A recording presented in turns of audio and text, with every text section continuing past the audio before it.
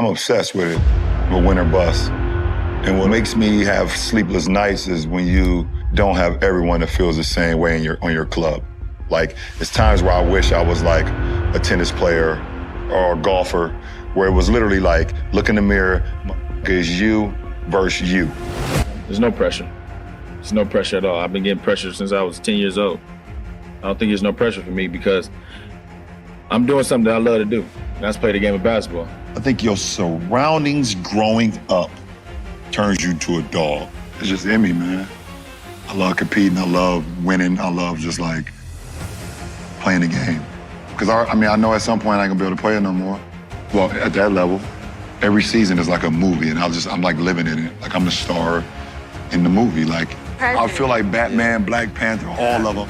Not only did I wanted to inspire to be a basketball player and or a football player, professionally, to get my mom out of the situation, I wanted to have kids early to prove to my father that the way you did it was the absolute wrong way to do it. And I wanted to break the mold to where I want to be there and give him all the life skills, man. I wanted to, tell him this is what your dad went through. This is how you approach it. This is how you go through it. Whenever I have a kid, not only is he gonna be a junior, I'm gonna do everything that this man didn't do.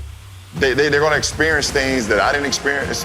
The only thing I can do is give them the blueprint, and it's up to them to take their own course whenever that time is. All you can do and hope at the end of the road is that you've given your kids enough life lessons to where when it's time for them to live their life, then they can flourish on their own. I wouldn't pick my kids to stop playing ball, but I will stop ball to make sure my kids are straight. Everyone is so happy when we all on the same level.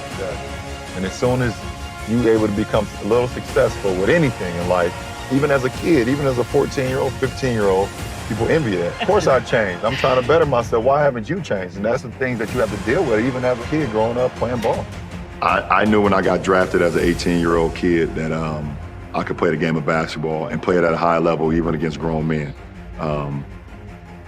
One thing I didn't know is that the success I would have. I prayed on the success. I worked my tail off for the success, but had no idea the success I had, and it's just been very humbling and gratifying. The best teacher in life is experience, and I think over the course of my career, I've just gotten better with every facet of my game. There were times where I didn't really have a low post game. I wasn't a low post threat. There was times where I wasn't a threat from the mid-range. There was times where I wasn't a threat from the outside. There were times where you could literally just try to bait me into doing things that I wasn't great at. For me, I always tell myself, I'm going to commit to the game. I'm going to train. I'm going to prepare myself physically, mentally, spiritually to give to the game if you want to be great. It's a very, very small number of people who get the opportunity to do what we do and inspire people all over the world. For me, I'm trying to push the limit. What's the limit? I don't know. I hope I don't know. I hope I never see it. To feel that adversity, to feel that tension is what brings out the best in us. Your whole motivation, besides trying to win the game, obviously, is to shutting up the opposing fans and the opposing crowd. I set out a goal 2 years when I came back to bring a championship to this city. I gave everything that I had. I poured my heart, my blood, my sweat, my tears to this game, and against all odds,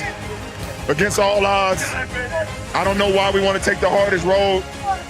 I don't know why the man above gives me the hardest road, but it's nothing the man above don't put you in situations that you can't handle. And I just kept that same positive attitude, like, instead of saying, why me, they're saying this is what he want me to do. I'm true to the game, and I know what I bring to the table.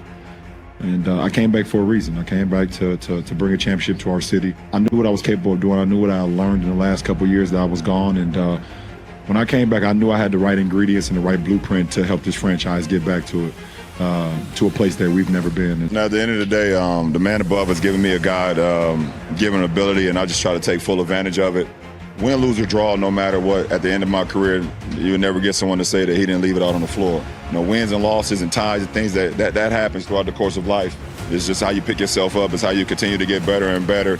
And the difference between me and a lot of other people, or a lot of people who's played the game of basketball, they get so in-depth and so deep about, putting everything in the game of basketball. I'm true to who I am. I'm true to my family. I'm true to my teammates. I'm true to my craft. And then at the end of the day, whatever happens, happens. So, I could care less about a finals record. I could care less if I don't, play well at this game, or, if my teammates don't show up, because I know how much I put into the game, and nobody can ever take that away from me. As far as being an NBA player, how to approach it, how your body and things of that nature, how do you continue to, stay consistent? I've learned all of that on my own, all on the fly, because I never had somebody that I could go to. So, and nobody ever kind of lended their hand to me either. So, I've kind of just figured it out. I never cheated the game. I never cheated the game. I never cheated the process. But for me, off the floor, I think me having my own school in my hometown, me inspiring kids all over the world, being active in politics at times, or social justice and things that goes on in regular life, those are the things that I hope people talk about as well, because those are things that last forever. I hope that we've instilled enough vision in them that they look and see the passion that we put into what we do on a day-to-day basis. You just hope that you've done enough. I've had goals throughout my whole career, on the court. I wanted to be the rookie of the year my rookie year. I wanted to be an all-star. I wanted to win championships. I wanted to be the MVP of the league. I wanted to be defensive player of the year. I wanted to lead the league in assists. I never, ever was like, I want to break the all-time scoring record. I've always prided myself on saying, I want to be the greatest to ever play this game. And that came from a motivation to myself, my drive to be the greatest of all time. Every so many years, they come out with a new roller coaster. And we've spent plenty of times going up and just testing out the new roller coaster. Many highs, many loops, how fast it is, whatever the case may be, and you get off just feeling so much excitement and just feeling like I want to do it again. And I think my career has been like that. Stomach drop at times, you're excited, you're yelling, sometimes you can't breathe, but you always want to do it again. It's been a pleasure and an honor so far in my career within these 20 years that through the ups, through the downs, through the ins and outs, through the trials and tribulations, I've always maintained me. And I've done it my way. I didn't want to emulate anybody. I wanted to give praise to everyone that came before me. I wanted to acknowledge that I'm a historian of the game, but I didn't want to emulate nobody. I wanted to be myself. If you stay true to yourself, I think you always feel better about the outcome, win, lose, or draw in life. You feel that you're never going to make it out. You feel like the statistics are built up against you. You feel like the system is built against you to not succeed. You feel like there's no way that you're ever going to have an opportunity for your dreams to become a reality. I had dreams every day of playing in the NBA. I had dreams every day of being an inspiration to so many people. I always felt it was my job and my responsibility to come out and play the game at a high level and be as great as I can be, because there is a kid in the inner city somewhere that's looking for inspiration, and that's going to need it and maybe get it from me. So I'm LeBron James from Akron, Ohio, from the inner city. I'm not even supposed to be here. That's enough. Every night I walk into the locker room, I see a number 6 with James on the back. I'm blessed. So what everybody say about me off the court don't matter. I ain't got no words.